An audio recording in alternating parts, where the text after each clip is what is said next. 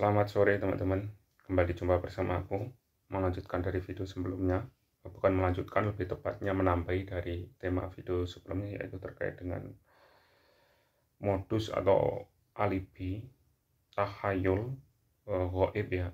Jadi melakukan tindakan kriminal tetapi memakai modus atau alibi, tahayul dan mistis, gaib, entah itu berupa melibatkan atau istilahnya itu menyalah-nyalahkan setan, menyalah-nyalahkan iblis, menyalah-nyalahkan jin. Jadi jin, setan, iblis itu dijadikan sebagai sasaran untuk disalahkan ketimbang menyalahkan manusia.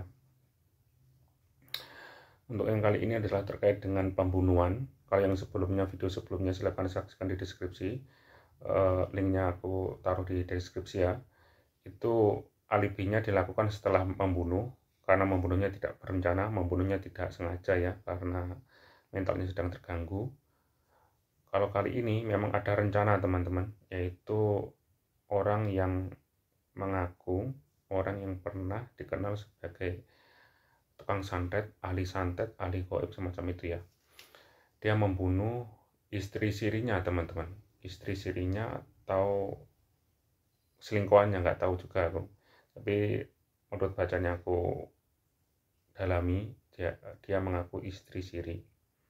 Ya sirinya siri sah atau siri tidak sah aku juga nggak tahu. Orang bisa saja mengaku siri tapi ternyata tidak sah menurut agama, kan juga bisa. Singkat cerita, suatu ketika dia bertengkar dengan istrinya tersebut ya, di kosan istrinya. Terus beberapa saat ditinggal, pisah gitu ya, entah pisahnya itu cerai atau gimana aku kurang tahu. Yang penting istrinya itu atau wanitanya itu sudah tidak mau bersama pria tersebut. Pria tersebut kemudian suatu saat menyuruh temannya gitu ya.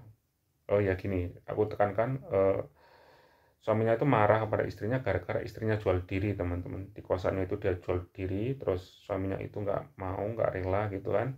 Akhirnya bertengkar, terus kisah itu diingatkan sudah nggak mau. Suaminya juga barangkali sudah bingung mau ngapain lagi. Akhirnya menyuruh temannya ini kaki tangan atau apa kurang tahu, tapi dia itu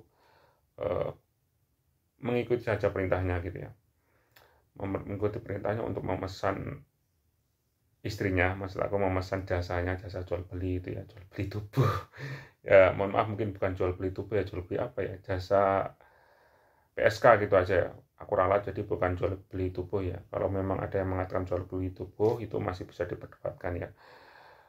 Lebih tepatnya jasa PSK, pekerja seks komersial ya. Aku tekan lagi, aku ralat, aku ulangi, jasa pekerja seks komersial semacam itu. Kemudian dia transaksi kepada kaki tangan suaminya. Singkat cerita, kaki tangannya tersebut hanya membayar dia 100.000, tapi belum sampai melakukan hubungan, belum sampai jasanya itu digunakan. Kemudian dia itu sebagai kompensasi, sebagai pengganti pada istri dari temannya tersebut, dari juragannya tersebut, dia membelikan makanan teman-teman, yaitu berupa terang bulan atau apa entah itu ya. Diberikan, setelah diberikan dimakan. Saat dimakan mengeluh dia itu, ceweknya, kok rasanya tidak enak, kok ini, kok itu, seperti itu. Terus kemudian setelah menerima uang 100.000 dari pria tersebut pergi.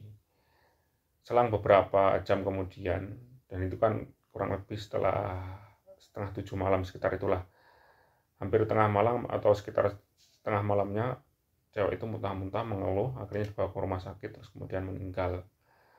Nah dalam proses meninggal itu barangkali ada sebagian orang yang menyangka dia kena santet gitu ya, kena santet. Tapi sebagian yang lain itu mengatakan dulu sebelum kejadian meninggal ini seperti ini, pernah bertengkar dengan seseorang pria gitu yang disangka adalah orang dekatnya gitu ya.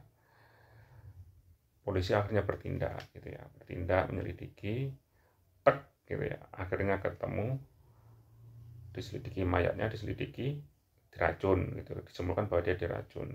Terus kemudian diselidiki yang racun siapa, bagaimana kejadiannya. Racunnya itu bukan racun alami seperti di makanan atau racun-racun ya pokoknya alami di alam gitu ya, enggak, tapi racun kimia buatan seperti itu sepengetahuanku ya. Diselidiki ternyata diruntut-runtut ketemu. Nah, ketemunya adalah pelakunya suami dan orang yang memberi makanan berupa itu terang bulan ya, seperti itu teman-teman. Jadi kesimpulan dari video ini adalah jangan selalu mengaitkan kejadian janggal, kejadian penyakit tertentu, kejadian keanehan tertentu, atau hal-hal yang sulit kita logikakan, sulit kita temukan bukti penyebabnya apa sih, kepastian penyebabnya apa sih, terus kemudian langsung dikaitkan dengan hal-hal gaib, hal-hal mistis, disantet, diguna-guna atau semacamnya. Itu jangan sampai teman-teman, jangan sampai langsung, maksud aku. Jadi biar polisi atau ahlinya yang menyimpulkan teman-teman. Kalau polisi, ahli atau orang-orang yang berhak menyimpulkan belum berani menyimpulkan, jangan langsung kita berani atau berprasangka bahwa oh ini disantet, oh ini diguna-guna, oh ini kena serangan gaib atau semacamnya. Jangan sampai. Bisa jadi orang yang jumawa, orang yang unjuk diri, orang yang sombong, oh aku sudah menyantetnya, oh aku sudah mengguna-gunanya, padahal dia melakukan trik-trik tertentu semacam itu teman-teman. Nah, ini sudah zaman modern, sudah zaman digital. Bukan berarti aku meminta kalian atau menyuruh kalian untuk mengajak kalian untuk mengabaikan hal-hal gaib. Hal-hal gaib itu ada, tapi kita juga harus cerdas. Ini beneran gaib apa enggak, itu jangan langsung cepat menyimpulkan oh ini gaib gitu ya. Biarkan ahli yang menyimpulkan teman-teman, seperti itu. Kalau kita mudah termakan teman-teman, nanti yang ada kita malah dimanfaatkan oleh orang-orang pelaku kejahatan yang memakai modus, yang memakai alibi tindakan-tindakan gaib, menyantet atau semacamnya. Padahal bukan menyantet, diracun. Baik itu racunnya ganas maupun racunnya secara mengangsur atau racunnya itu sedikit-sedikit. Makanya dikasih racun sedikit-sedikit banget gitu ya, racun tertentu, terus kemudian menjadi penyakit. Nah, itu langsung dikatakan, oh ini kena santet, oh ini disantet. Jangan, bisa jadi itu memang diracun teman-teman. Baik itu racun ganas maupun racun skala kecil, tapi sering akhirnya menjadikan sebuah penyakit. Seperti itu ya. Itu dulu teman-teman dari aku, semoga video ini bermanfaat. Jangan lupa subscribe, jangan lupa tonton video-video yang lainnya. Jika ada kekurangan, aku minta maaf. Sekali lagi, jika ada kekurangan kata, itu bukan sengajaan, itu bukan untuk menimbulkan kegaduhan, tapi murni karena aku belum tahu.